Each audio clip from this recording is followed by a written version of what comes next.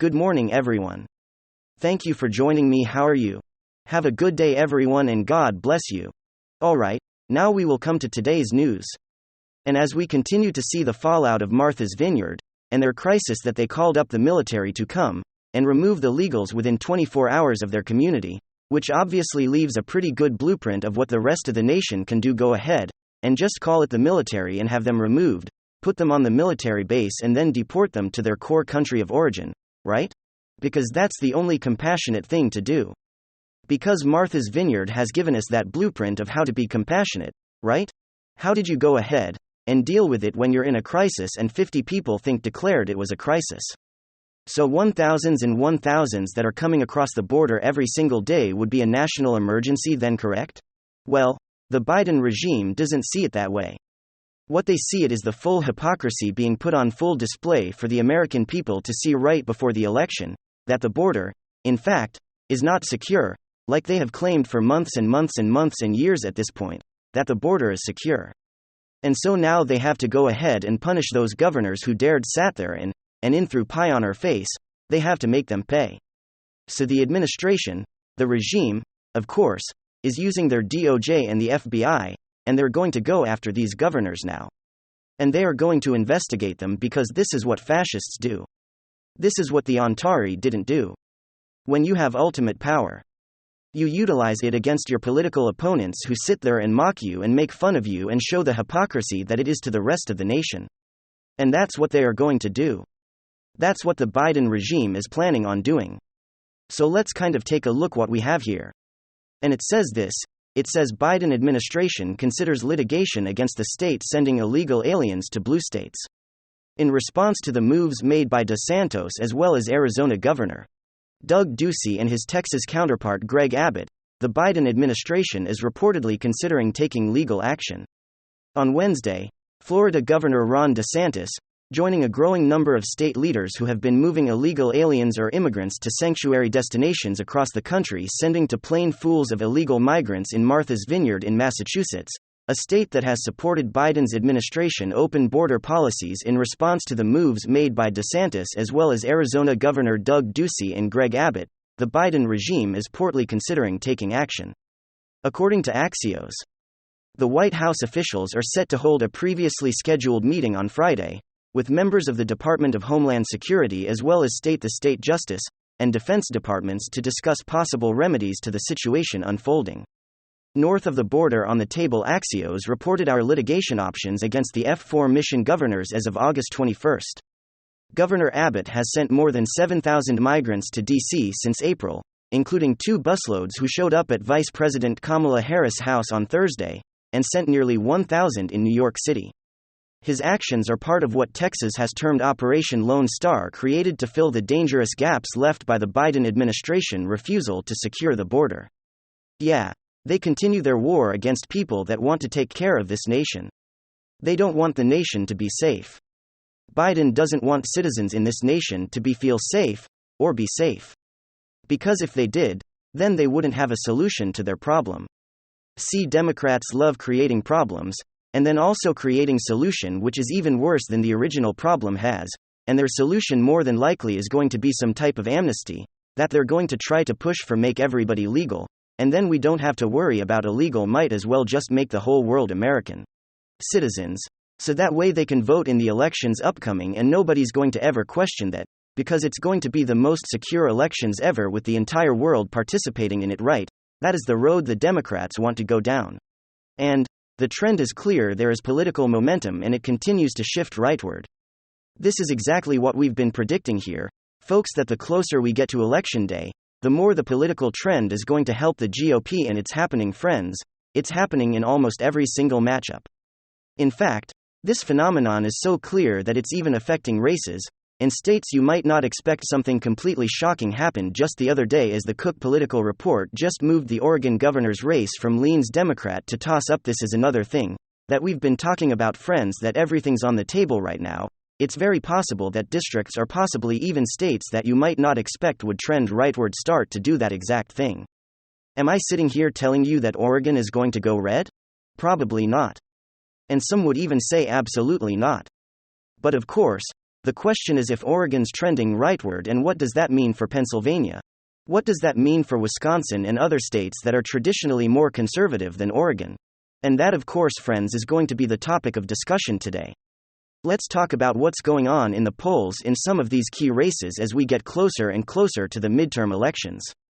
We've got some stuff to get into, so let's roll the tape. Alright, folks. So take a look at this massive bombshell headline: Wow, Cook political report moves Oregon governor race from leans Democrat to toss up. We recently pointed out that the people in Oregon are so tired of crime in Portland that the state might elect a Republican governor.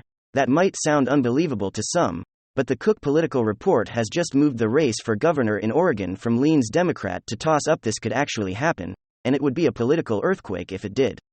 We have this from Cook political report: Oregon governor moves to toss up thanks to the presence of a well-funded independent candidates. Private and public polling has shown that the GOP nominee, former State House Minority Leader Christine Dresden, is now neck-to-neck with Democratic former House Speaker Tina Kotek.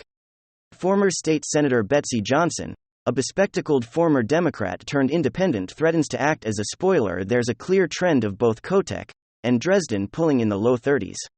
While Johnson has yet to pull higher than the mid-20s, though she argued that will rise post-Labor Day, and so essentially what we're seeing here is a three-way race, where an independent candidate is basically spoiling the Democrat lead.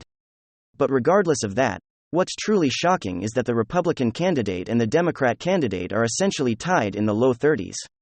And again, do I think we're going to see a massive upset in the state of Oregon?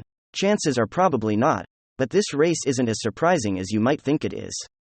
It's not uncommon for a state that votes Democrat, especially on the presidential.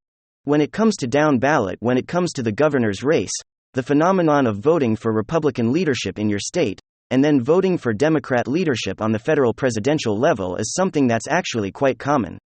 And what this shows us is that Oregon might be a little bit more malleable than you might have expected. Oregon might be more open to conservative ideas than initially thought. Course, Portland has completely lost proportion. One only needs to trend rightward a little bit and it could have a really big impact on the state as a whole. And again, it's not exactly surprising that Portland would move a little bit more right as well. We've been following what's been going on in Portland, and it's very similar to what's going on in California. People are fed up. We have a recent story coming out of the city showing the people with disabilities are now suing over blocked Portland sidewalks. People with disabilities in Portland, Oregon have sued the city, saying that they can't navigate its sidewalks because of sprawling homeless encampments. I've also showed you guys this video with fed up residents from the Portland suburbs. I mean, that's a direct quote. My lawn is now becoming a public bathroom. Is it any surprise that Oregon is trending rightward, at least down ballot? The trend is right, folks, and I'm having a really hard time accepting the leftist copia narrative, and we're seeing a trend in their favor. And of course, I'm not just saying that based on feeling, I'm saying that based on fact and based on the numbers. Here's another example. The John Fetterman versus Dr. Oz Reyes is showing a clear trend rightward. As you guys can see right over here, the lead continues to shrink, and the most recent Trafalgar Group poll shows such a tight race now that it's essentially within the margin of error. John Fetterman now only leading by 2 percentage points. And let's really put that into perspective. If we look at the actual numbers, and we compare August numbers to September, on August 18th, John Fetterman was leading at 48.6%, nearly 49% support to Mehmet Oz as 43.5%, a +5 lead. Now fast forward to September 15th. John Fetterman is down to 47.7%, a 1.8 plus at least over Mehmet Oz at 45.9%.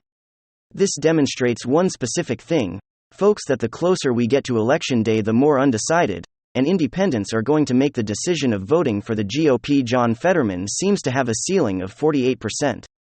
And whenever we start to see more undecided voters starting to make their decision, and we start to see that show up in the polls, it almost totally goes to Mehmet Oz. Mehmet Oz is making massive gains while John Fetterman is either remaining at that 48% level or even dropping below.